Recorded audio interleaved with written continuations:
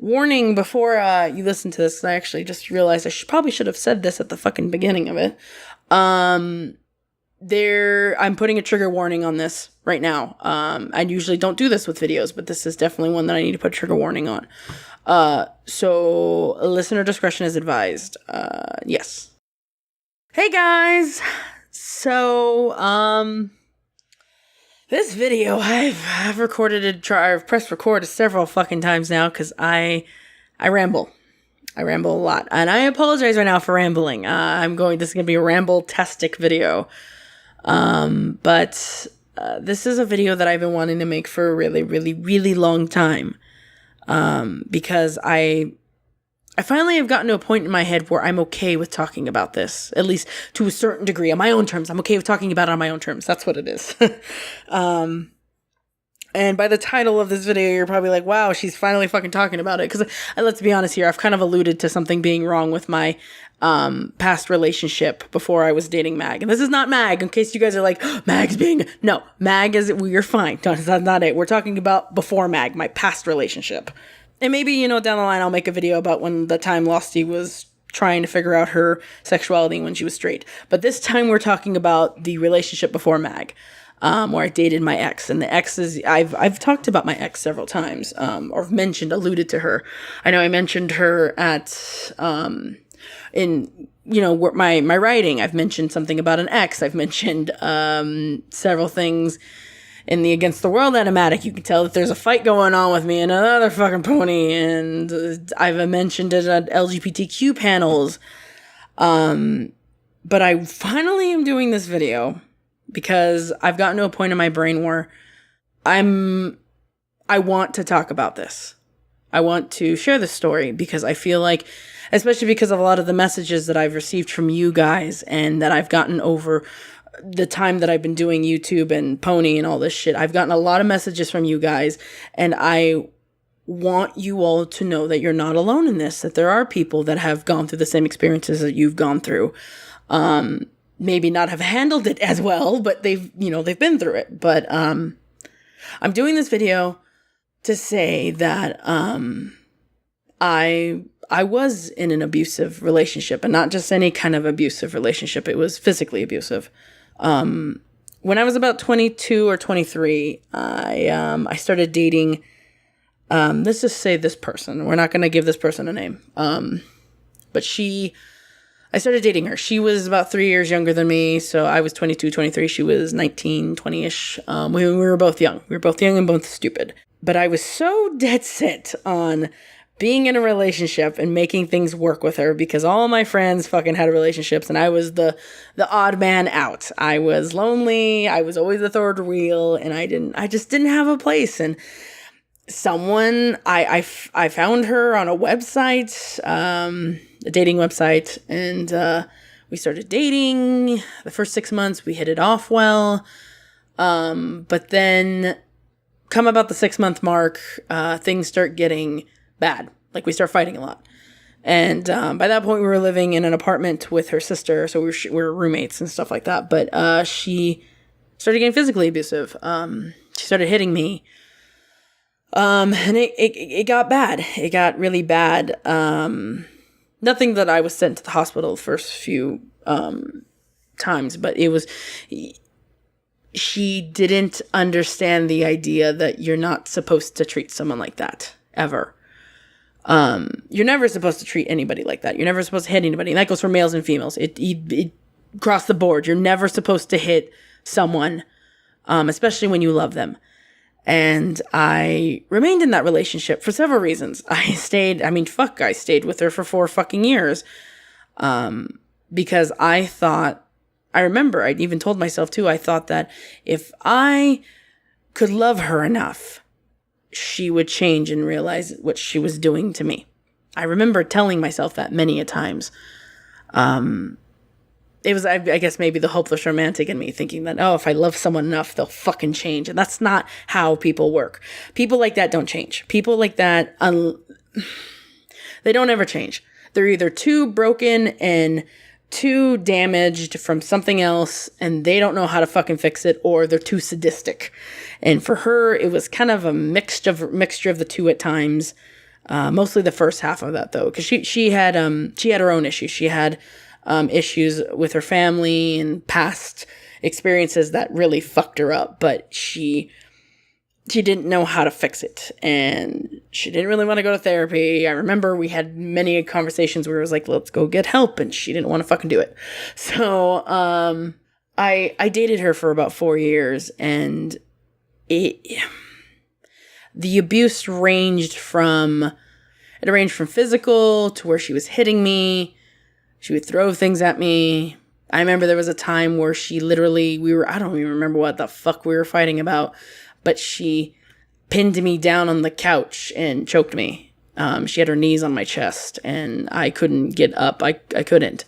And then on top of that too, she was physically violent, where she would rip things, like, like in the fridge where you have like those shelvings inside the refrigerator door. She would rip shit out. She took a lamp once and smashed the fucking lamp light bulb on the fucking wall and then thrusted it all over the fucking room, so the glass went everywhere. And but mind you, we had cats. So I was screaming at her to fucking stop. I used to say she was kind of like this red little ball of anger that couldn't fucking control herself. Because she couldn't fucking control herself. The littlest things would set her off, and I would try my damnedest to be there for her because I loved her. I did. I loved her with every fiber in my being, because all I wanted for her was just to be happy. And I remembered that. I told myself, I'm like, if I could fucking love her enough, she'll fucking change. And that's not how people work. And I wish there are some days I wake up, because I still have nightmares about all this shit. I do. I still struggle with this. Not as bad as it is, because Mag is a fucking saint when it comes to her and just helping me with that. But there are days where I just think, God, I wish I could talk to past me and tell her to get the fuck out. But I realize that still wouldn't change it, because I know how stubborn I was in that situation. I was stubborn as fuck because I genuinely thought that I could change her. And it got to a point too where we were living on our own at one point. I think like the last 2 years of our relationship, we were living on our own, and I was supporting her. I was working, and I was the breadwinner, so I was bringing in most of the money, and I was working 10 to 12 hour days, and I was trying to do YouTube, because YouTube was my only outlet then, with my old accounts, not Lost Narrator. Lost Narrator didn't come into the picture until the very tail end of my relationship with her. But she would fight with me all the fucking time. She would fight with me all the fucking time that I never gave her the time in the day. And I was, she would wait around for me, and I was such an asshole because all I wanted to do was YouTube, and that she said she was wasting her time, that I was some girl that she was fucking. She would throw everything at me, verbally wise. She would throw that no one would ever fucking want me, and that I was too fat for anyone, and da-da-da-da-da-da. It was literally everything in the book you could throw at someone to try and degrade them. She threw at me, and it worked. It kept me in line. And I never talked about it. I never told my friends. No one knew that I was going through this, because when we would hang out with my friends, everyone thought that she was the nicest motherfucking person in the fucking face of the earth. She would always cook us dinner. We would always go out for drinks with my friends, and everyone's like, God, I wish I had someone like so-and-so, that who I was dating. I wish I had someone like her, and I was just like, no, you don't. I never said that. I always thought that. I was like, no, you don't. You don't fucking wish that. I wouldn't wish a relationship like hers on anyone, even my worst fucking enemies. I wouldn't wish that on anyone. But all my friends thought she was the fucking best. And how do you talk about someone, or how do you say to someone after they're like, yeah, your girlfriend's the best fucking thing ever, and they're talking her up and down, and then you try to say, by the way, that person is abusing me. You can't. It's hard. So I suffered in silence for 4 years. I didn't say anything. And I wanted to. There were days I just wanted to scream at the top of my lungs and fucking say what the hell, like, that I wanted a way out. I remember during the time I was so fucking suicidal. I was so fucking miserable. I was so depressed. And I had no way out. I remember that for the longest time. But the last year we dated was the worst, obviously, because, things always get worse before they get better. And there were times where she was just ballistic. She would just fucking lose her shit, and I would get blamed for everything. She was just so unhappy with herself, and whatever misery she had, she would project it onto me physically and emotionally and mentally. And it wasn't until a night in February, I think it was a week before Valentine's Day too, I got home, or no, I left that day. I left that day for work because I worked night shift. I left that day, and I was like, I think I cussed her out. I was getting to this point where I was just fucking, I'd had enough. I was finally starting to stand up for myself. And I left. I left for work. And then I came, and I remember I was driving back home from work, and I was like, I'm going to apologize. I'm going to take the initiative. I'm going to be nice. I'm going to fucking do this. I get home. She's drunk. She's drunk and in bed. And I went into the room, and I was trying to be nice. I was trying to get her to listen to me, and then it escalated into an argument, per usual. And it got so bad to the point where she grabbed me and she punched me. I think she punched me in the head, and then that dazed me. And then I think I turned around because I was trying to get away, and she punched me in my back, and then I fell to the ground, and I thought she was going to kick me in the face, to be honest, because she had threatened that before. But she didn't. She just rolled over and went back to bed, and I was laying on the floor crying because of just how bad it was. And I thought, to be honest, that she had broken something in my back because of how much it hurt. But she didn't. And I got up, and I was pretty suicidal then, but I didn't do anything. And by that point, I had just started up Lost Narrator. I started up Lost Narrator back in September of 2013. And then I broke up with my ex February of 2014. So I was already starting that up. And I had become friends with Scribbler and Deadly Reg and a few other people. And they, Scribbler actually helped a lot during all that. She gave me the clarity and the mindset that I needed and that strength that I needed to get the fuck out. And the fandom as a whole, that's why I usually always say that I can never thank you guys enough, because to be honest, during that time, especially the early fans, you guys gave me that courage I needed, that strength that I needed. I'm not saying that you guys don't do it anymore, and you guys still do every day, but during that time I needed it the most. I needed an escape, and that's what Pony became. But I broke up with her. After that, I broke up with her, and it was hard.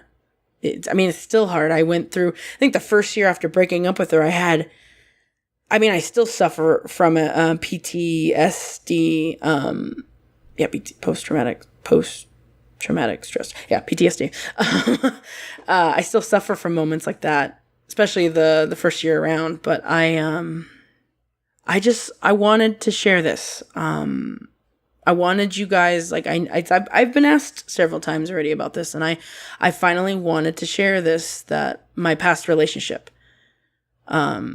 it was because of Mag, now I was able to find my self-worth now. And Mag, she's probably one of the best things that's ever happened to me, but it was like day and night. And there are moments even still to this fucking day, where I have rewiring moments. Cause I remember that the first time that Mag and I got into a fight, Mag had to teach me how to fight back. I know that sounds really fucking weird, but I was so quick to just deflate and fucking just be like, yeah, we'll do what you want. Or, it's whatever you want.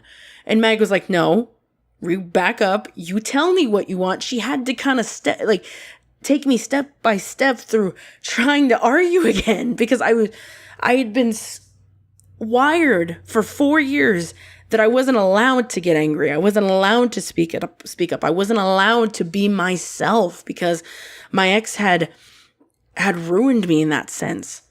Because anytime I ever did speak up, she'd get physically abusive with me. But I'm putting this out here. I'm putting out this video. I'm not monetizing it either. So this non-monetized video, I'm putting this out here because I've had enough of you guys ask me about it. I've had enough people ask me or tell me their stories and have the courage to share their stories with me. And I figured that I would at least do the same back. And I in the description too, there's a bunch of links for people who want to get help. You know, if you're in a situation like that, you're being physically abused, there are ways to get help. I didn't because I was stupid and stubborn. But I hope that this helps someone. I don't want you to feel like you're alone, because you're not. There are plenty of people that understand what you're going through, myself being one of them. Because I mean, hell, I dealt with it for 4 fucking years. And it's just, it is what it is. But yeah, thank you for taking the time to listening to me ramble about this, shit, for 16 minutes now, because I'm fucking insane. And yes, and you're probably, like I said, you're probably thinking, why the fuck I'm sharing it now? It's just because I've gotten to this point in my head now, I'm ready to talk about it. But yes, I hope you guys are staying awesome, feeling awesome, and being awesome.